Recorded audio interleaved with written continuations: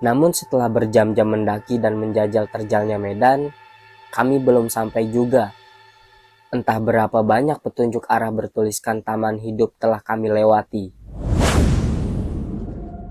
Tak disangka ternyata kakiku pun menjadi persinggahan lintah.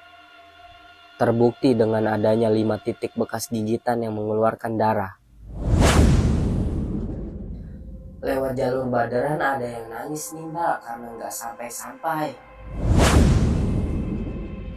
Di sini ditemukan bekas pura peribadatan Dewi Rengganis, yaitu Putri Raja Majapahit.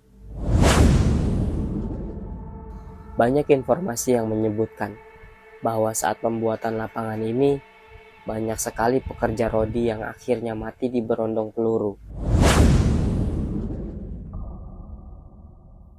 Assalamualaikum warahmatullahi wabarakatuh. Kembali lagi bersama saya Vetra Yuliandri di Zona Kliwon. Oke sob, pada kesempatan kali ini saya akan menceritakan kisah mistis pendaki ketika dia ingin mendaki Gunung Argopuro yang berjudul Ditelan Kabut dan Suasana Mistis Gunung Argopuro. Penulis Winda Damayanti. Nah, buat sobat-sobat Zona Kliwon, jangan lupa untuk like, komen, share, and subscribe. Dan jangan lupa juga untuk nyalakan loncengnya, agar kalian tidak ketinggalan video-video terbaru dari Zona Kliwon yang bikin bulu kuduk kalian merinding. Tanpa berlama-lama lagi, langsung aja kita masuk ke ceritanya.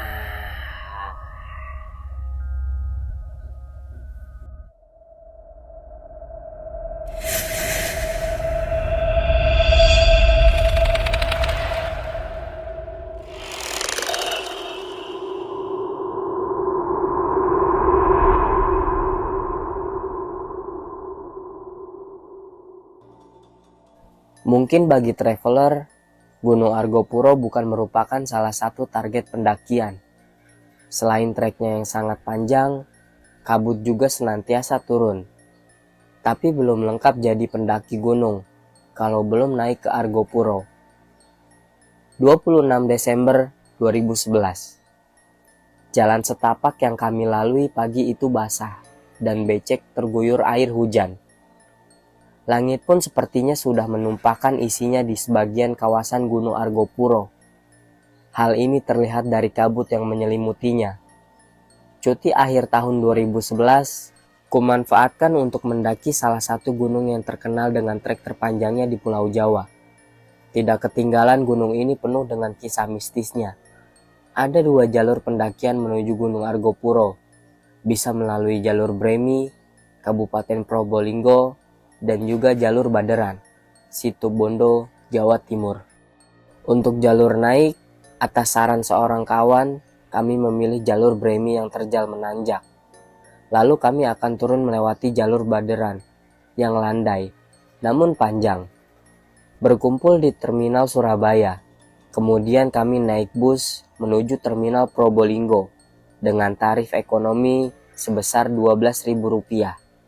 Kemudian dilanjutkan ke Pajarakan menggunakan bis arah Situbondo cukup merogoh kocek sebesar Rp5.000.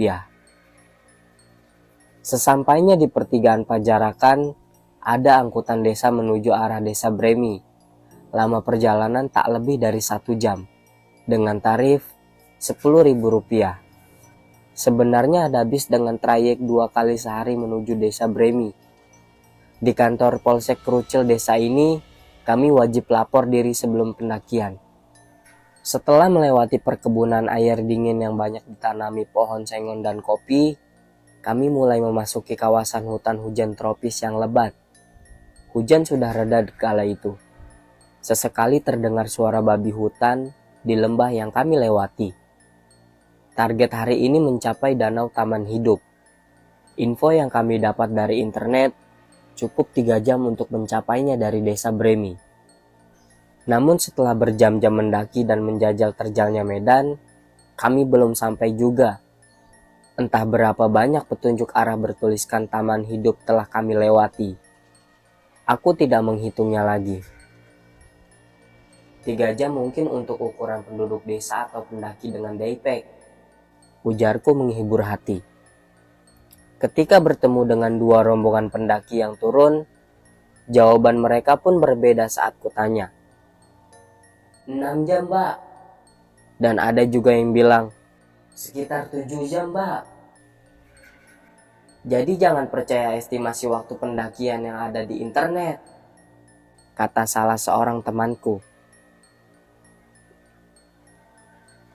Andai saat itu aku ada di rumah, tentu nyaman sekali suasana sore ini. Ditambah hujan. Beginilah yang selalu terlintas di kepala saat berada di gunung. Tapi selalu dan selalu aku mengulanginya lagi. Tobat sambel, kata orang mah. Sejak start, hujan seolah enggan meninggalkan kami. Hujan berhenti sebentar, kemudian deras lagi. Untuk kedua kalinya, flysheet digelar di dataran sempit yang berhasil kami capai. Udara semakin dingin, malam pun menyapa, karena berdiam diri terlalu lama di bawah flysheet. Salah seorang rekan kami mulai menggigil kedinginan. Khawatir ia terkena hipotermia. Kami bertiga berbagi tugas. Ada yang membuat minuman jahe panas dan mencari dataran yang agak luas untuk mendirikan tenda. Walau target ke danau tidak tercapai, akan tetapi malam itu kami baik-baik saja. 27 Desember 2011. Setelah mengisi perut dengan makanan berkarbohidrat, perjalanan kami lanjutkan. Pagi itu bau tanah basah menyegarkan kepalaku kembali. Dengan semangat 45, akhirnya pukul 11 waktu setempat, sampailah kami di pertigaan arah ke Danau Taman Hidup dan puncak Gunung Argopuro. Berbelok ke kanan kami segera menuju ke danau. Danau Taman Hidup merupakan tempat yang lumayan luas untuk berkemah. Tampak sisa-sisa bekas kemah pendaki lain semalam. Di sini pendaki juga bisa memancing ikan. Akan tetapi karena tepi danau berupa rawa-rawa, kita harus berhati-hati. Untuk mengambil air di danau, kita harus melewati dermaga kayu yang sudah mulai rusak. Perlu keseimbangan karena hanya satu sisi dermaga saja yang bisa dilewati. Tak beberapa lama kemudian, kabut tiba-tiba muncul kemudian hilang dan muncul kembali. Akhirnya setelah dirasa cukup istirahat dan mengambil air untuk persediaan, kami segera melanjutkan perjalanan. Musim hujan memang bukan musim yang baik menurut sebagian besar pendaki. Jalur yang becek dan licin seolah menghambat perjalanan kami. Belum lagi lintah atau pacet menambah semarak perjalanan ini. Kehebohan terjadi saat aku berusaha melepaskan lintah yang menempel di kaki rekanku. Perjuangan yang sia-sia, lintah tak mau lepas juga. Untung ada yang membawa tembakau. Setelah diusapkan pada lintah, terlepaslah ia. Tak disangka ternyata kakiku pun menjadi persinggahan lintah. Terbukti dengan adanya 5 titik bekas gigitan yang mengeluarkan darah. Untung saja aku tidak melihat proses donor darah ini. Setelah kenyang, dengan sendirinya lintah terlepas. Setelah itu lintah seolah menemani perjalanan kami. Entah menempel di botol minuman, di cover, di tenda, dan di kaos kaki. Seharusnya kami memakai gaiter, perlindungan kaki. Dari Taman Hidup, kami menyusuri sisi kiri danau memasuki hutan lebat diantaranya hutan lumut menuju Cisentor. Pepohonan tinggi menghalangi matahari menerobos masuk ke hutan ini, sehingga pepohonan berselimut lumut, sejuk dan segar sekali. Setelah itu kami harus meniti bibir tebing dan cukup menguras keringat. Pada satu tempat yang datar, kami bertemu dengan serombongan pendaki asal salah satu SMK di Probolinggo. Mereka sedang diksar pecinta alam rupanya. Pengakuan jujur salah seorang dari mereka membuatku tersenyum. Lewat jalur Baderan ada yang nangis nih mbak karena nggak sampai-sampai, ujarnya. Perjumpaan yang sesaat setelah tukar-menukar nomor handphone.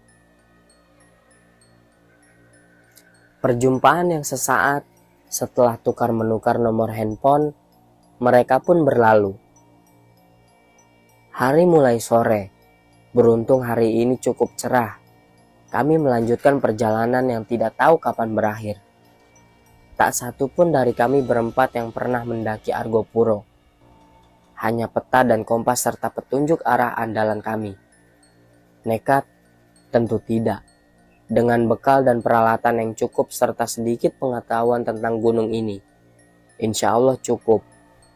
Setelah melewati Aeng Kenek, sebuah mata air kecil yang jernih, sampailah kami di sebuah bukit. Karena hampir maghrib, kami putuskan untuk berkemah di sini, karena tidak tahu kapan akan menemukan dataran yang cukup luas untuk mendirikan tenda.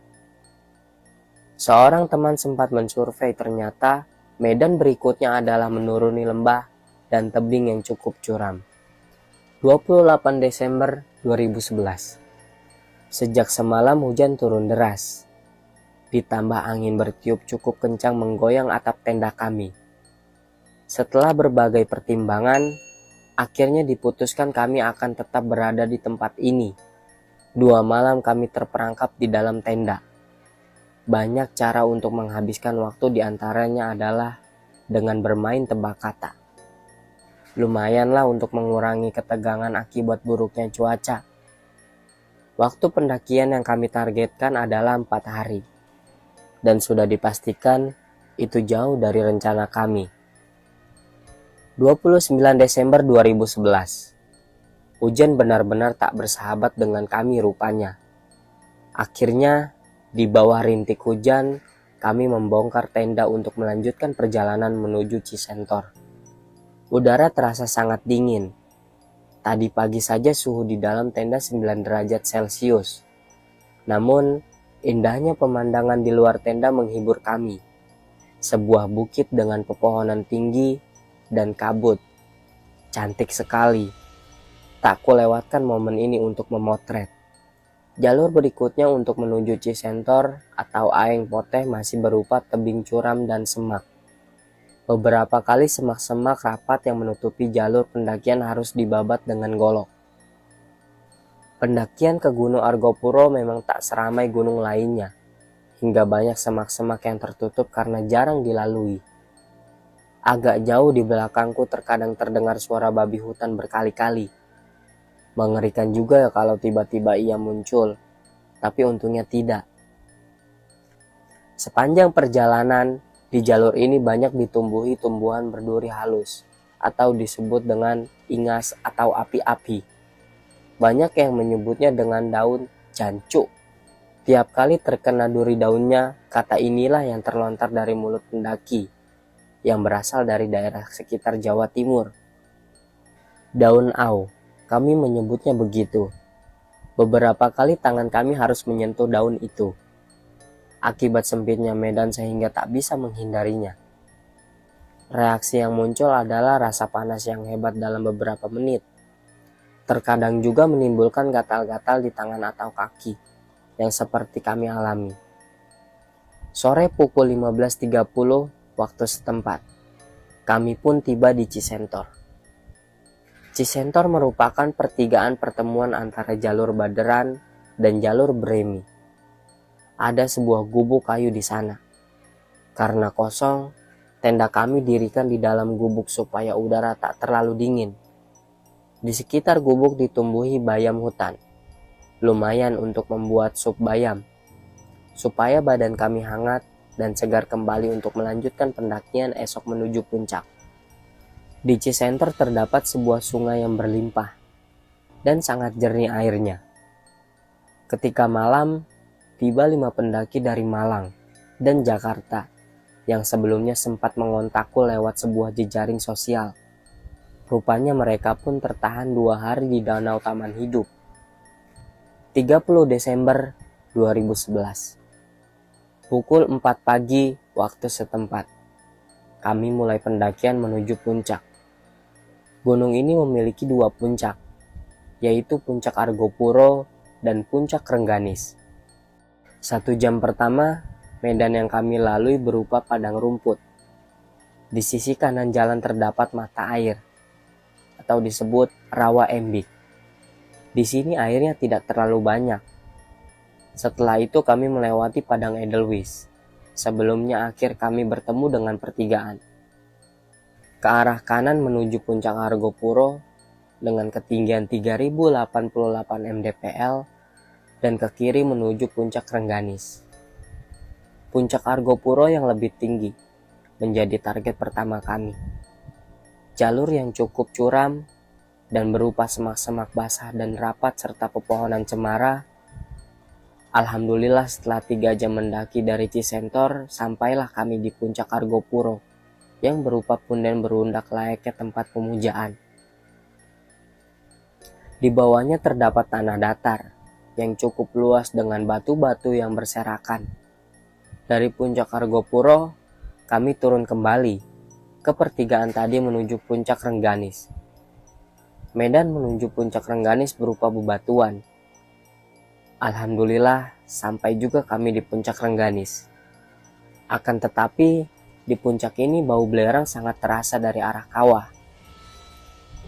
Pemandangan yang sangat indah, sangat susah diungkapkan lewat tulisan. Di sini ditemukan bekas pura peribadatan Dewi Rengganis, yaitu Putri Raja Majapahit. Sisa-sisa bangunan masih tampak. Setelah puas menikmati keindahannya, kami segera turun karena target kami hari ini adalah menuju Cikasur. Jalur menuju Cikasur dari Cisentor diawali dengan trek yang lumayan terjal. Kami harus mendaki dengan pohon ingas yang siap menyentuh di sisi kiri kanan kami. Sempat terlihat seekor lutung saat kami harus melewati sebuah batang pohon yang roboh dengan susah payah.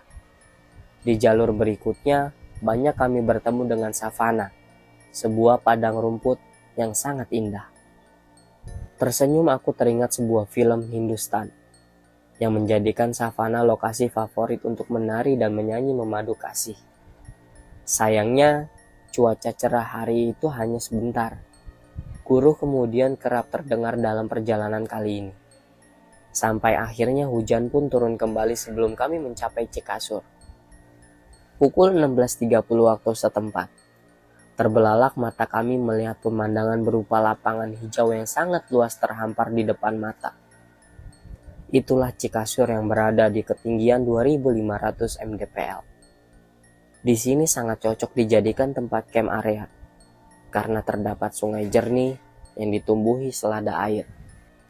Cikasur dahulu merupakan lapangan terbang dan dibangun sekitar tahun 1940 pada zaman Belanda. Sisa-sisa bangunan masih tampak. Dari informasi yang kami terima, sampai sekarang lapangan terbang ini masih digunakan untuk berbagai kegiatan, seperti pembudidayaan macan, rusa, dan merak. Bunga-bunga berwarna-warni juga banyak bermekaran di sini. Namun karena sedang hujan dan suasana mistis yang menyelimuti wilayah ini, mengurungkan niatku untuk mengambil foto. Banyak informasi yang menyebutkan bahwa saat pembuatan lapangan ini, banyak sekali pekerja rodi yang akhirnya mati di berondong peluru. Mereka mati di dalam parit galian mereka sendiri, di sekeliling lapangan terbang. Tujuannya agar mereka tidak membocorkan keberadaan tempat ini. Tempat ini memang paling terasa mistisnya. Bau harum dan anyir darah sempat tercium oleh rekanku. Walau di tempat lain sempat tercium juga, yaitu di kawasan Puncak Rengganis dan hutan cemara panjang. Di Cikasur ini kami melihat beberapa ekor burung merak yang cantik. Sayangnya, saat kami mendekat, mereka kabur. Sayangnya kami tak melihat rusa yang biasa muncul di pagi hari di sekitar sungai. Sebelum gelap, kami memutuskan untuk meninggalkan Cikasur. Pukul 18.30 waktu setempat, tenda kami dirikan di jalanan datar yang kami temui. Letaknya setelah melewati padang rumput dan cemara panjang yang sangat panjang jalurnya. 31 Desember 2011. Jalur Baderan memang terkenal lebih landai, sehingga waktu tempuh lebih lama dibandingkan jalur Bremi. Terlebih hujan lagi-lagi menemani seolah berat melepas kepergian kami. Hasilnya, perjalanan turun juga tersendat.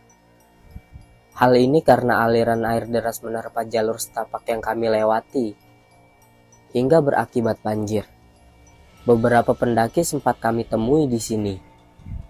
Sepertinya mereka akan merayakan malam tahun baru di Cikasur. Satu kelompok diantaranya pernah bertemu denganku di Gunung Arjuno dan Welirang saat lebaran. Kami break beberapa kali sambil menikmati lukisan alam yang menakjubkan di bawah rintik hujan. Pukul 17.00 waktu setempat, kami sampai di Desa Baderan, Situ Bondo. Tak bisa kugambarkan dengan bagaimana serunya pengalaman mendaki kali ini. Trek yang panjang dan melelahkan. Hujan yang seolah enggan meninggalkan kami, lintah-lintah genit, savana yang membuat semangat menjadi begitu menggelora. Keindahan Cikasur, serta puncak Rengganis yang cantik membuat kami berjanji suatu saat akan kembali lagi. Insya Allah. Itulah sekelumit kisah kami, ditelan kabut dan suasana mistis di Gunung Argopuro, memberikan kesan tersendiri pada pendakian kami kali ini. Semoga apa yang terjadi pada kami dapat dijadikan pembelajaran dan ada hikmah yang bisa diambil. Terima kasih kepada Winda Damayanti yang sudah mengizinkan saya untuk membawakan cerita ini. Jika ada salah kata mohon dimaafkan. Saya pamit undur diri. Wassalamualaikum warahmatullahi wabarakatuh.